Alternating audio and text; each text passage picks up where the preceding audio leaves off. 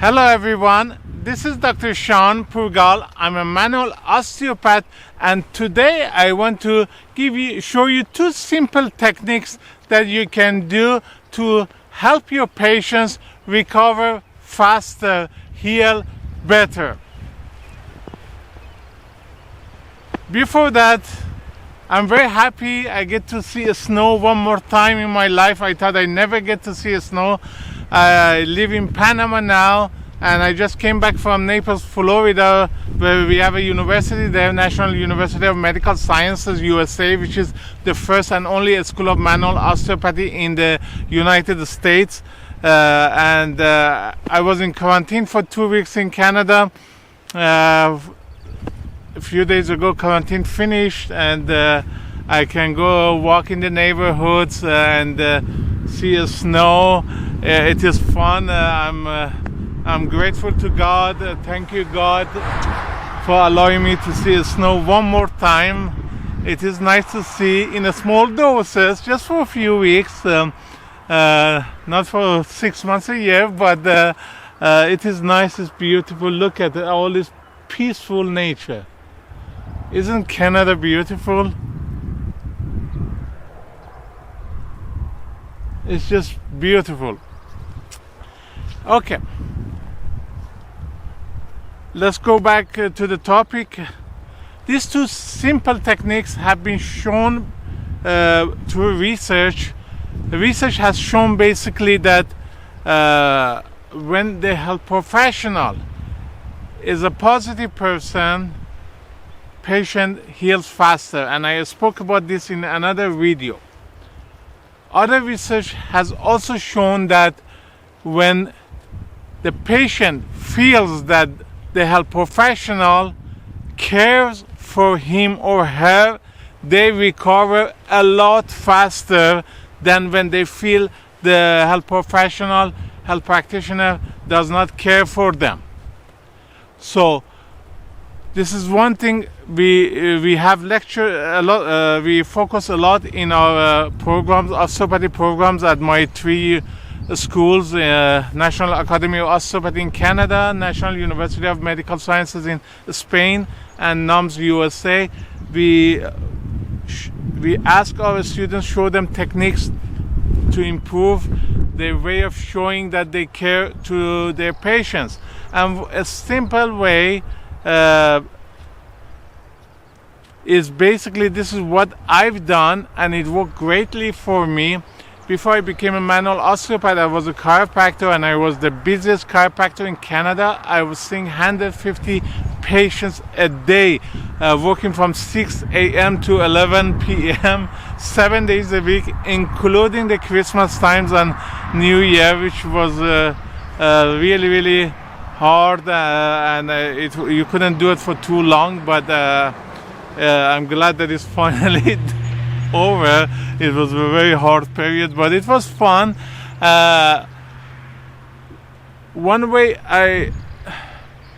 my patients loved me a lot, and I got busy. One reason was that I cared a lot about them, and you can do that too. For me, a simple way was, every patient that I saw, I look at them, I give them, assign them a role as my family member. For example, if it was an older lady, I would look at her as my mom, and I act and behave like that person is my mom who came to my clinic asking for my help. If it was a younger person, a younger man, I would act like it's my brother, and so on. So by assigning them a role as a family member, and I really, really looked at it that way, I cared for them a lot. The same way, when you get a family member coming to you asking for help, you will treat them as best as you can, and that shows in your behavior, in your facial structure. And I teach my students, unless you're a Oscar-winning actress or actor, you cannot fake caring. You really have to truly care for the patient, and that shows in your face. And by assigning them a role, looking at them as a family member, then it shows in your face that you care about them a lot, and they get to love you and they get heal faster. So that's one way you can improve your caring for your patients. The second way is a great technique, is to do with the art of listening. Most people have forgotten the art of listening and they don't listen well. But for you as a health professional, this is of utmost importance.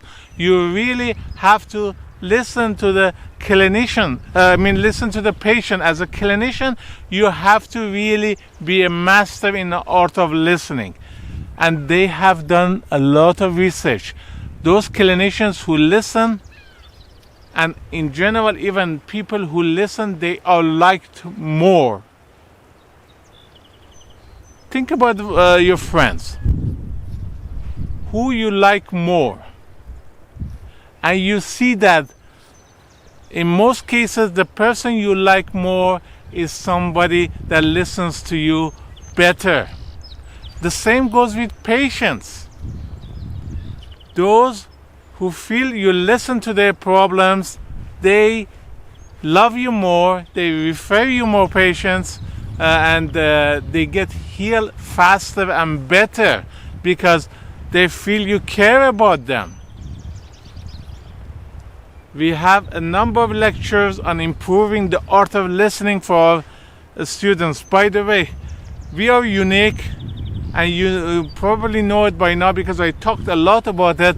We teach over 200 business lectures and other lectures to our students, improving their business and brain, because I strongly believe by the time my students graduate, they have to become a better human being. And that is why they make more money than other manual osteopaths in Canada, while others make $90,000 a year. All graduates make over $150,000.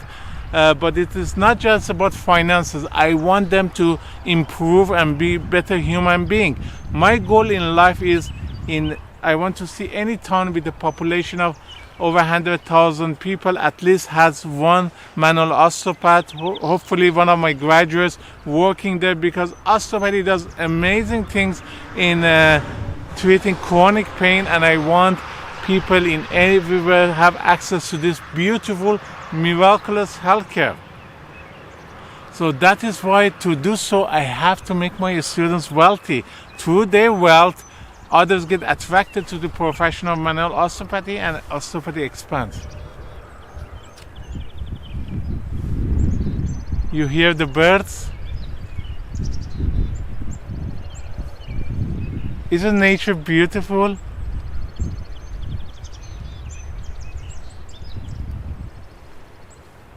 God is amazing to give us all this beauty. Every corner you look, you see beauty and love, and His love and His peace everywhere. Every single part of this nature is miracle.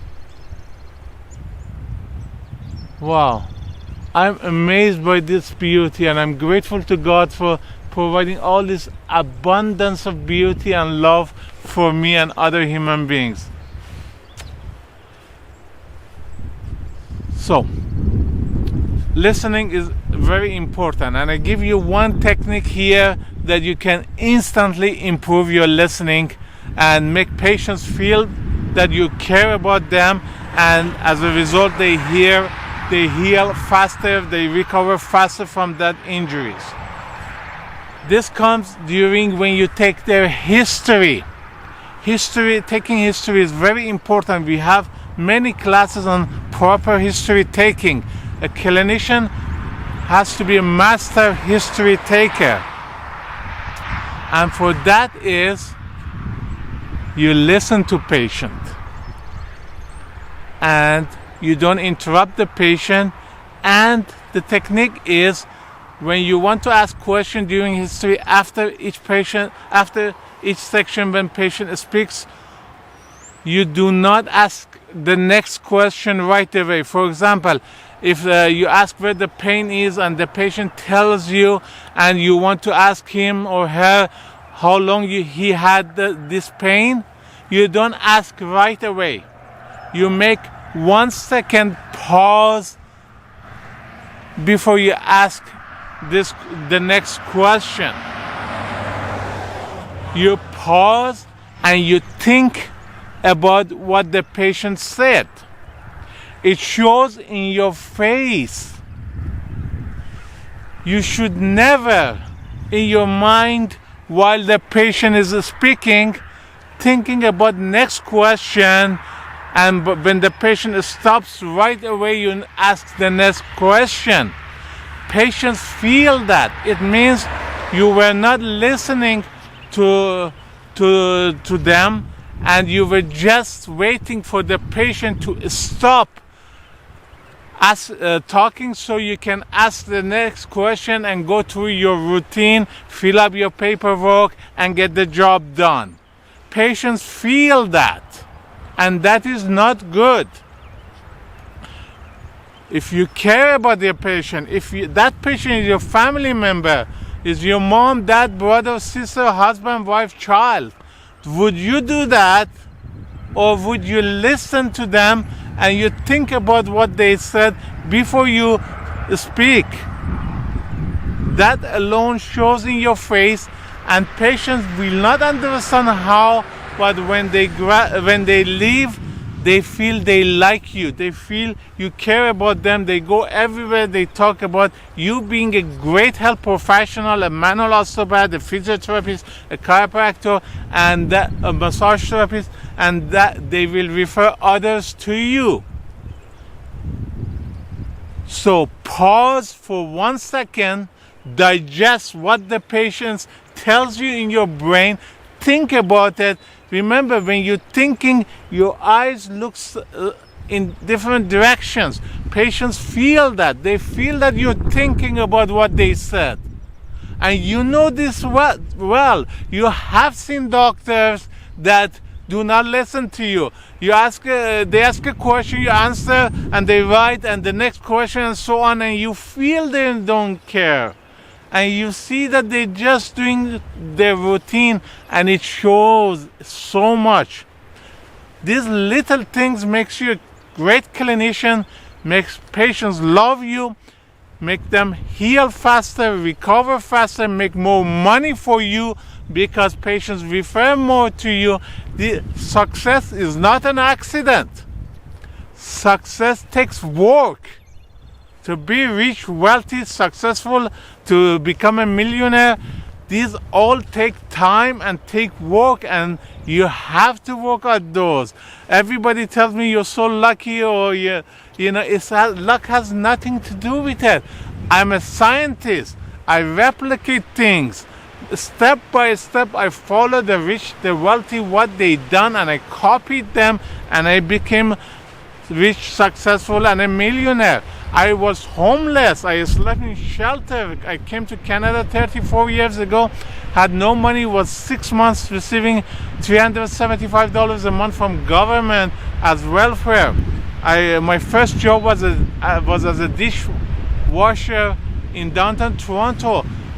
It wasn't luck. It was doing the right thing over and over and over, and a few wrong things. But I worked at it, and you can do all these things. And teaching you is to help you become more successful in practice in life. Additionally, this pausing before you answer has a wonderful benefit as well. It makes you a better human being. Pausing before you answer improves your frontal cortex, your gray matter, and makes you more human being. Most people react with emotion, but emotion is from the lower part of the brain, from the evolutionary time or animalistic part of the brain that we share with many other animals. That is reaction. Whenever you react, that animalistic part of the brain is doing the work, not the human part. Because animals cannot pause and think. When the stimuli happens to them, they react. They cannot sit and think. That's only a human behavior. So every time you pause and you answer, you are improving your brain. It is like exercise. If you do a lot of bicep curls, sooner or later you get a better, stronger biceps muscles. The same with your brain. You pause before you speak. You pause and digest what has been told to you before you speak. That improves your frontal cortex, the front part of your brain that is purely a human thing. And then you feel that you can think better, you can focus better, you improve. Your brain has improved. So to summarize, the two techniques is one, to look at each patient, assign them a role as a family member, and the second is to pause before you ask the next question and to think about what the patient said. These simple techniques make you more money, make you better human being, and also help your patients improve from their disorders better. That's it about it. Beautiful day. Even though it's cold, but I don't feel cold today. The sun is shining. Yesterday when I did the video, it was warmer than today, but it was windy and chilly. But now the sun makes everything beautiful. I love the sun. It's a beautiful, beautiful thing. Wow, we live in a wonderful time. Please don't let the coronavirus get you down and make you sad. Enjoy your life. Have fun. It's a beautiful world. God is there with you. Have faith. And I pray for you, wherever you are, to have a happy, healthy, wealthy day. I love you. My love is with you. And please take care of yourself. Have a wonderful day. Thank you for watching this video. Bye for now. Until next time. Namaste.